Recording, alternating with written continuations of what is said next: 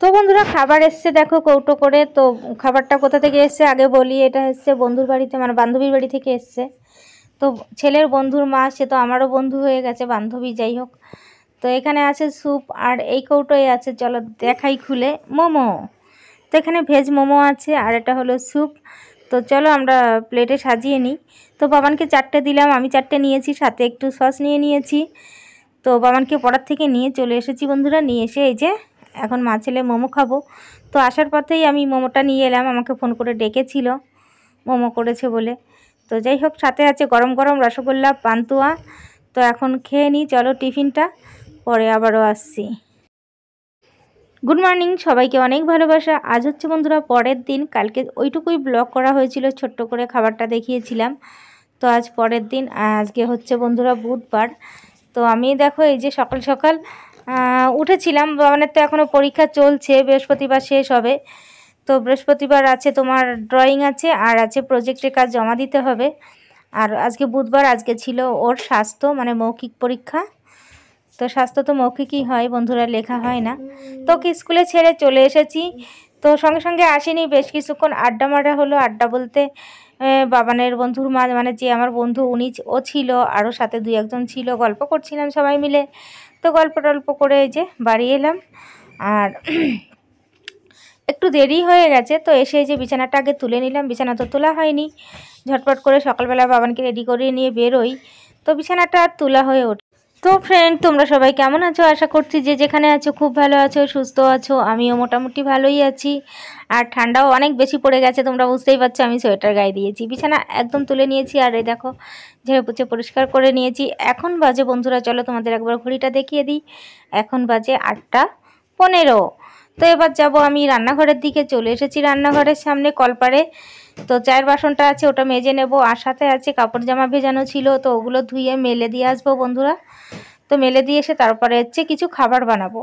আর ছুটি হয়ে যাবে, 9টা 5-এর মধ্যে ছুটি হয়ে যায়, আবার আনতে যেতে হবে। ওই জন্য আমি আজকে আর ড্রেসটা চেঞ্জ করিনি। চেঞ্জ করলে সে আবার পরতে হবে। তোমাদের বললাম একটু দেরি করেই বাড়ি ফিরেছি, সবাই মিলে একটু গল্পগুজব হচ্ছিল।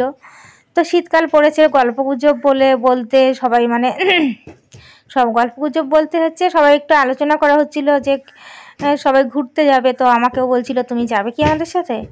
তো যাই হোক, সেটা তো এখন আমি আর ওদের বলতে পারিনি যাব কি যাব না। বলেছিলাম অবশ্যই যাব, তবে আমার মার শরীরটাও তো খারাপ, এখন আর যেতে পারবো না, কিছুদিন পরে যাব। আগে মাকে দেখে আসি, মা একটু সুস্থ হোক তারপরে। তো রুটি করার পরে বন্ধুরা ছেলেকে আনতে গিয়েছিলাম, ছেলেকে নিয়ে চলে এসেছিলাম।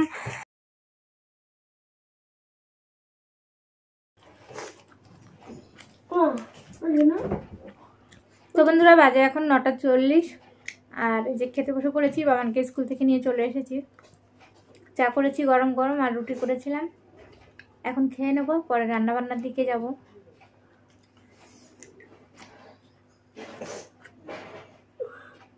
তো খেয়ে দিয়ে পরে আসছি।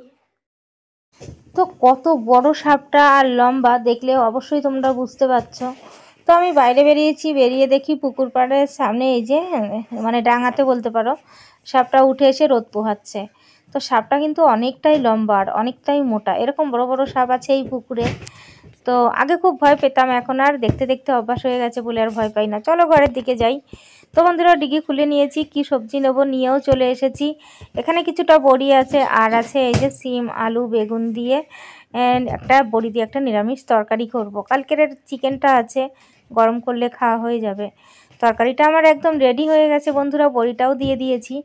আর 2-3 মিনিট মতো ফুটবে, একটু মানে ঝোলটা টেনে গেলেই নামিয়ে নেব। তো এই দেখো বড়িটা এবার আমি দিয়ে দিলাম। এটাতে ফোড়ন দিয়েছি বন্ধুরা, রাঁধুনি ফোড়ন দিয়েছি, নুন চিনি লঙ্কা কাঁচা লঙ্কা চিড়ে দিয়েছি। এই তরকারিটা খেতে আমার কাছে বেশ ভালো লাগে। তো এখন এত বেলা করে এসেছিলো মাছওয়ালা, ওনার থেকে নিলাম 100 চিংড়ি মাছ। তো মাছটা বেছে কিছু কাপড় কাচার ছিল বন্ধুরা, কেচে বাসন মেজে সমস্ত কাজবাজ সেরে ঘরের চান করে চলে এসেছি। এখন একটু হাতে পায়ে তেল লাগিয়ে নিচ্ছি। আর এদিকে বাবান তো সেই পরীক্ষা দিয়ে এসেছিলো, সকালে খেয়েছে, খেয়ে দিয়ে সেই থেকে সমানে ঘুমিয়ে চলেছে। আর এখন তো প্রায় বাজে 1:30। তো ছেলে তো একবার উঠে বসেছে, বসে আবার দেখো এই সামনে এসে শুয়ে পড়েছে। তো যাই হোক, ও কিন্তু ঘুমের মধ্যে এগুলো খুব বেশি করে, ঘুমাতে ঘুমাতে উঠে বসে পড়ে, আবার উল্টো দিকে মাথা দিয়ে শুয়ে পড়ে, এরকম করতেই থাকে। তো বন্ধুরা বাজে এখন 2টো, আর এই যে চিকেনটা, কালকের চিকেনটা, এই যে বাবানের চিকেন, এটা ওর জন্য ঝাল ছাড়া করেছিলাম, মানে সামান্য পরিমাণ লঙ্কা, আদা লঙ্কা বাটা দিয়েছিলাম। তো যাই হোক, ওটা গরম বসিয়ে দিয়েছি। আর এদিকে চিকেন কষাটাও গরম করে নিয়েছি, নিরামিষ তরকারি, আর সাথে ভাতও বেড়ে নিয়েছি। খাওয়া দাওয়া শেষে চলো পরে আবার আসছি। বন্ধুরা, খাওয়া দাওয়া শেষে দেখো চলে এসেছি উপরে। আর যে জামা কাপড়গুলো সকাল থেকে শুকোচ্ছিল, মানে চান করার সময় কিছুটা কেচেছি তো, আর সকালেও কিছু ধুয়ে মেলে দিয়েছিলাম, তোমরা দেখেছিলে জল কাচা করে। তো যেগুলো শুকিয়ে গেছে সেগুলো তুলে নিচ্ছি, যেগুলো বেলায় কেচেছি সেগুলো উল্টে মেলে দিচ্ছি। আর এখন আজকে আর শোয়ার টাইম নেই, তোমাদের বললাম বাবানকে নিয়ে একটু ডাক্তারের কাছে যাব। তো বাবানকে নিয়ে যেখানে আমি পায়ের জন্য দেখিয়েছিলাম ওখানেই শুনেছিলাম যে ওখানে বসে 3:30 থেকে। তা আমি জানি না যে উনি ভুল কথা বলেছে। যাই হোক, হেঁটে তো গেলাম কষ্ট করে, গিয়ে দেখি উনি বলছে সকালে 11টা থেকেই বসেছিল ডাক্তার, বাচ্চাদের ডাক্তার। তো যাই হোক, ডাক্তারের দেখানো হলো না। ওই যে কাকা বলল সকালে এসেছিল ওখানে গার্ড, সেই কাকাই বলল যে সকালে বসেছিল, উনিই আমায় বলেছিলেন যে 3:30টার দিকে আসে। তো যাই হোক, ভুল হয়েছে হয়তো ওনার। আর ডাক্তারের দেখানো হলো না, এদিকে দুপুরে একটুও শোয়া হয়নি। আর যে জামা কাপড়গুলো তুলে রেখেছিলাম ওগুলো এখন ভাঁজ করে নিচ্ছি। বেশ ভালো ঠান্ডা পড়ে গেছে, শরীরটা একদমই ভালো লাগছে না। কারণ কি বলো তো, দুপুরবেলা একটু শোয়ার অভ্যাস তো ওই শুইনি বলেই আর ভালো লাগছে না। আর ঘুম ঘুম পাচ্ছে, কিরকম একটা যেন শরীরের মধ্যে লাগছে। তো জামা কাপড়গুলো গুছিয়ে রাখি। ওদিকে তো তোমাদের বললাম মায়ের শরীরটা ভালো না। তো বাবানের কালকে পরীক্ষাটা হয়ে গেলে হয়তো বেরিয়ে যাব, যেতে হবে আবার। আর পরীক্ষাও শেষ হয়ে যাচ্ছে। তো কাল যাব কি পরশু যাব, হয়তো যাব, 2 দিনের মধ্যেই বেরিয়ে যাব ওখানে মায়ের কাছে, তো দিদির বাড়িতে। তো এদিকে দেখো বাবান আমার কত কাজ করে দেয়। বাবান এদিকে মানে চালে যে জামা কাপড়গুলো ছিল ভিজে বলতে হাফ শুকনো হয়ে গেছে, তো ওগুলো তুলে নিয়েছে দিল। অর্ধেক দিনই বাবান কিন্তু মানে বলতে পারো প্রতিদিনই জামা কাপড় মেলে দেওয়ার পরে বিকেলবেলায় তোলার পালাটা বাবানেরই থাকে। ওকেই বলি বাবা জামা কাপড়গুলো তুলে নিয়ে আসো, ও কিন্তু তুলে নিয়ে আসে। কিছু কিছু কাজ আছে যেগুলো বললে বাবান করে দেয়। আবার অনেক সময় আছে না যে তখন বলে না না এগুলো তোমার কাজ, তুমিই করো, আমি করতে পারবো না। আবার মাঝে সাঝে এরকম ধরনের কথাও ছেলে বলে। তো চলো এগুলো আগে আলমারিতে তুলে দিয়ে, শাড়িটা ভালো করে শুকোয়নি, ওটাই খাটের বাটামে দিয়ে দেবো। শুভ সন্ধ্যা বন্ধুরা। আর এদিকে দেখো ছেলেকে খেতে দিয়ে দিয়েছি, আর নিয়ে বসে পড়েছি এই যে প্রজেক্টের কাজ।